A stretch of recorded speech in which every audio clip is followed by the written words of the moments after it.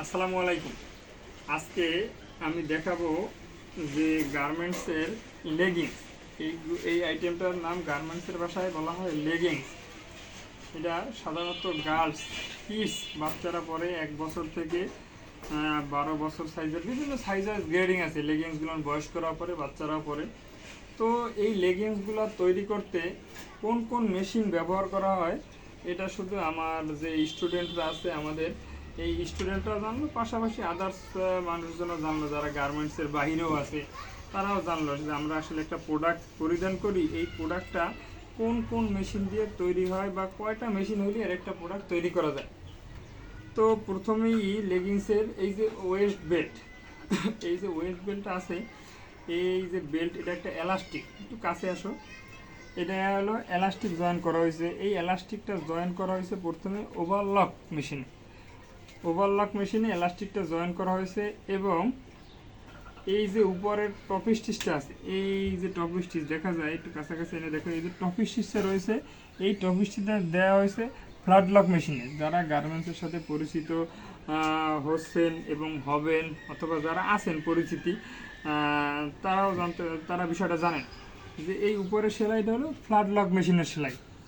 আর একটা জিনিস আছে, এই যে লেবেলটা, এই লেবেলটা জয়েন করা হয়েছে প্লেন মেশিনে। প্রথমে প্লেন মেশিনে টাক দেওয়ার পরে দেন ফ্ল্যাট লক মেশিনে এই টপসিনটা দেওয়া হয়েছে।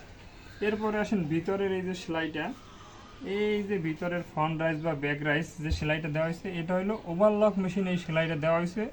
হ্যাঁ, এবং অবশ্যই সেলাইটা দেওয়ার সময় খেয়াল রাখা যায় টেনশন যেন ঠিক থাকে। এই হলো ফ্রন্ট রাইস, এটা হলো ব্যাক রাইস, এটা ওভারলক মেশিনে দেওয়া হয়েছে। এবার আসলে এটার সাইড সিএমে যদি এটা অ্যাডজাস্ট প্যাটার্নটা অ্যাডজাস্ট করে করা হয়েছে, যে কারণে এটা কোনো সাইড সিএম মারা হয়নি, বাট এটা ইনসিএম মারা হয়েছে। এই যে ইনসিএমটা আমি একটু ভিতর থেকে ইনসাইড থেকে দেখাই, এই ইনসিএম মারা হয়েছে এটাও ওভারলক মেশিনে। যারা ওভারলকের অপারেটর রয়েছেন তারা এই কাজটা করে। এই প্রসেসটার নাম হলো ইনসিএম।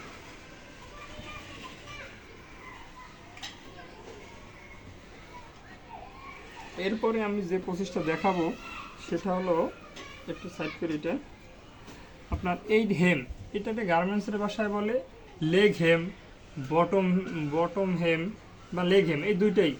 এবং এই যে নিডেল গ্যাপটা, একটু নিডেল গ্যাপটা দেখাই।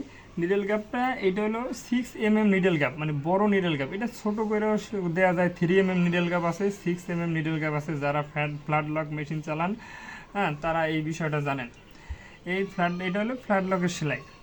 এই ওভারঅলস মাত্র 4-5টা সেলাইয়ের মাধ্যমে একটা লেগিংস কমপ্লিট হয়ে যায়।